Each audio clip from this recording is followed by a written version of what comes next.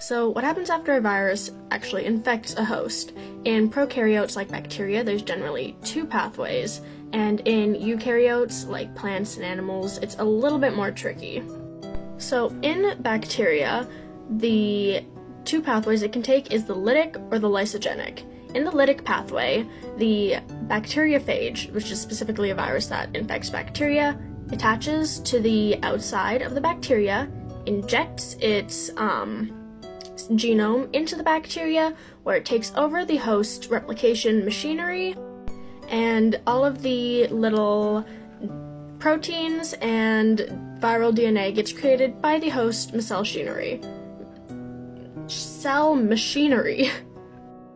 Then the little virus babies are assembled, put all together, the genome goes into the protein capsid, and there's new baby viruses, and they burst the cell and are free. In the lysogenic pathway, it's a little bit different. It starts out the same, the viral genome gets injected into the bacteria, but instead of just making new viruses and bursting the cell, the viral DNA actually gets incorporated into the bacteria's host DNA, and as the bacteria reproduce and split, the new baby bacteria will have that viral genome in their own DNA. And they just tend to chill. The viral DNA just hangs out in the bacterial genome until something happens, the bacteria gets stressed or damaged, and then the virus genome is like, nah, I'm out, and then it starts the process up again, it makes the viral proteins, and then bursts the cell.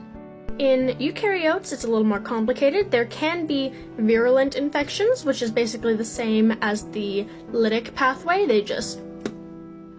There's also latent infections, which is the same as the lysogenic pathway, so the genome just hangs out in the host genome and then later bursts. There can also, however, be persistent infections, where instead of bursting the cell, the viral particles get put together and then just gradually bud out the cell membrane without killing the host cell.